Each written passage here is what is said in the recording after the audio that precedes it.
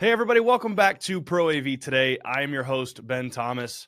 One of the things that I love most about the last few years is really a renaissance of live entertainment, immersive experiences, even things like theme parks and attractions. That world has evolved so dramatically. And you see, whether it's performers like Taylor Swift or Beyonce having these massive concert tours, or venues like the Sphere opening, or new ride technologies being deployed. The world of immersive experience has just evolved so dramatically. It's incredible to see. One of the byproducts of that, though, is that world has found its way into influencing our commercial installations, whether that's our hotels, even some hospitals in some cases, and even our basic commercial installations like conference rooms, things like that. And I wanted to bring on someone today that could really speak to both sides of that world, and that's John Steinhauer from Solotech. So we're digging in a little bit today. John, thanks so much for coming on. Hey, thanks for having me, Ben. I'm looking forward to it. Well, John, really at a high level, right? Most folks in the industry know who you are and know a lot of your experience, but obviously Solotech is a company who has lived on the live event side of things for a long time, but also does some fantastic commercial installations. On a high level, talk about some of that experience that you have, and then we'll kind of dig into some more specifics. Sure. Yeah, I'd love to. I've been here at Solotech about 7 months now. The company's been around for 47 years. So founded in 1977 and around entertainment from its very inception. The company really was started for the Montreal Olympics back in 77 and it has grown in leaps and bounds since then to really some world-class stuff like you mentioned in your open. The Taylor Swift tour is something we've done. The Sphere we were involved in as well in Las Vegas. So a lot of really high profile things we get involved in on the entertainment side of the business. But it's little known fact that a bigger part of our business is our systems integration business.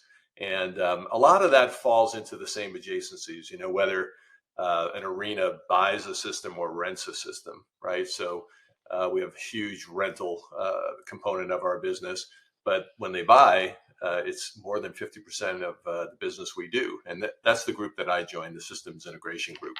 And what's really cool, I think, about our DNA being in entertainment is, as you said, so many experience type spaces are in corporate, they're in transportation, they're in you name it, retail, all name it, right? Everything is Yeah, about it's experience. a ton, all of them, Right. education, esports, all sorts of, yeah.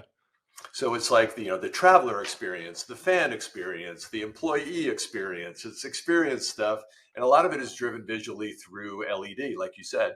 Used to be a novelty, now it's table stakes. LED is everywhere, and the way the applications are evolving is really pretty creative. We used to sit in these rooms with these big corporations talking about their briefing center, how they're going to tell the story of their brand visually. And I remember years ago sitting in those types of meetings, and people would come in because they're a corporate citizen as well as a fan who just went to the Taylor Swift concert the night before, and they used to come into these meetings and say, "Hey, I was just at a concert." And the way the artist told their story on these LED displays, that's what I want to recreate in our briefing center. Do you guys know how to do that? Now, being a Solotech, that's an advantage. Like that is the world we live in, part of it. And we can bring that over into the more commercial side of the AV business. Well, I love that you mentioned really kind of the experience side of our business, right? Where I might work at market scale, for instance, right? But I went to the show, or I went to see Metallica or whoever the night before, and there are things that I'm grabbing as a creative from that and bringing back and saying, man, it would be really cool if we had a 360-degree display system in our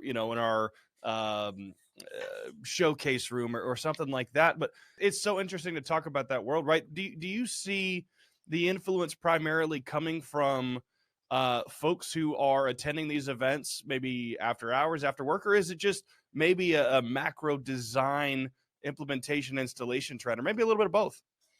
I think it is. I think it's the human experience.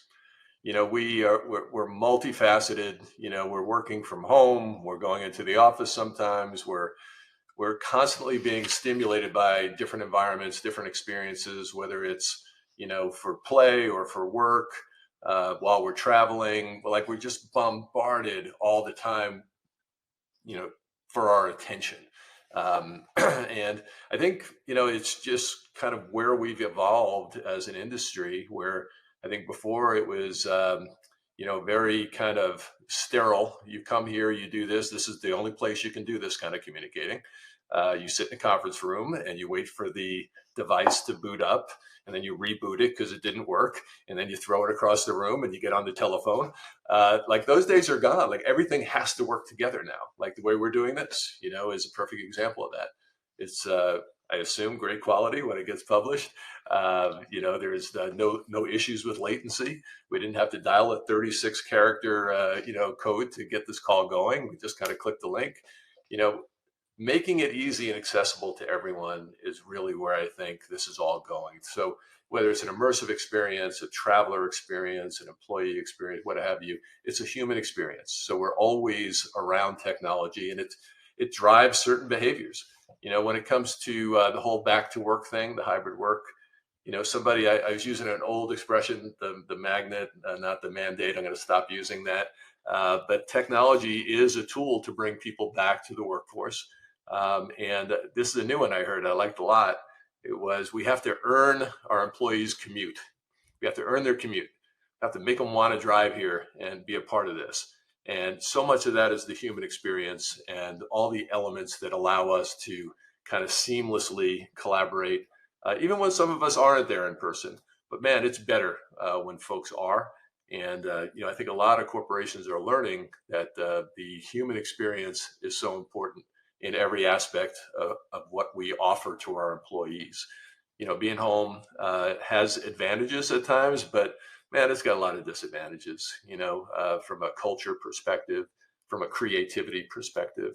And I think, what we're doing in the industry is really earning folks' commute back to work. Yeah, and one of the things that our industry really learned during COVID, I'm still talking about COVID. It was 4 or 5 years ago, Yeah. and but where the impact on our industry can't be understated, right? Because what happened was our collective industry went from almost a really nice to have, Mhm. almost kind of the artsy eye candy side of the world, to essential basically overnight, right? And it no longer was it, I need to have a nice cool screen here and do this. It became very, very practical, and immediately we began to serve industries that we may not have served quite at scale, right? Retail, we've obviously always done a lot of work in. Hospitality, we've done some work in. One of the places that really jumps out is healthcare. Mm. For me, in some of the places that we're able to serve with things like circadian rhythm lighting, tonalities and speakers, and all sorts of different applications. But when you think about this end user experience, specifically in the live entertainment and immersive entertainment side of the world, what verticals do you think typically are impacted most? Is it the retail? Is it the hospitality? Is it some of those traditional verticals, or do you see it going even beyond that? Yeah, it's definitely all the above, I think. You know, uh, when it comes to hospitality, the first thing that comes to mind is the Cosmopolitan in Las Vegas. Remember when that hotel first opened, the lobby was like, blew people away. All the visual aspects, all the professional audio visual, the odd type of LED displays all over the place. I think they called it decorating at the time. That went by the wayside quick. But using Fast, yes. yeah, using technology to decorate. But that's certainly one. The one that I'm really fixed on, in our earlier conversation, I mentioned transportation is transportation, airports. We did some work at the Hong Kong airport, really spectacular stuff, entertainment based stuff. The crystal elevator is called, huge LED display. We also did the waterfall gardens, LED waterfalls, vertical and across the floor. Um, just amazing things to entertain people, through the drudgery of travel, international travel, especially where you're stuck in airports for hours. There are things to do and captivate your attention as a traveler. So I think that's really cool. On the retail side, we've done some really cool work with a big retailer. We're not supposed to talk about who they are, but the application is super cool. Huge LED display, clothing samples on it. Load yourself into the device, put the clothes on yourself, walk around the space on the LED screen and see what you'd look like in the clothing. Just super cool stuff like that. Yeah, that's I love hearing about experiences like that because it goes back to the human centricity of design and application of technology. And one of the things that people will say too, obviously, our technology has advanced pretty dramatically and continues to advance rapidly as we continue to move further and further, away from, the innovation of electricity. But, this phenomenon of end user preference being impacted by, we'll call it the experiential or the almost the out of home world. It's a totally different conversation. I recognize it's a digital signage term. Don't shoot me. I know that. But, you know, that's not really a new phenomenon, right? I always go back to you talked about LED walls a little bit ago. The U2 Pop Mart tour Mm. was really one of the first shows to leverage LED technology at scale. Obviously, it was a massive, massive screen, but it's funny. You look at the ramifications of something like that. Okay, well, LED is now starting to pop up, immediately after that, and installations and experiences. Would you say, you know, that this phenomenon is something really that is newer, or does it even go beyond further than that? Well, it's evolving for sure. U2 is a great example. When you look at their performance in the Sphere, they were innovative with LED displays back in the day, but now you look at what they're doing. They're reinventing the kind of the production value of using LED in a very unorthodox format, right? And that puts challenges on artists too. If you're going to perform there, you better have content that's built to amaze in that type of an environment.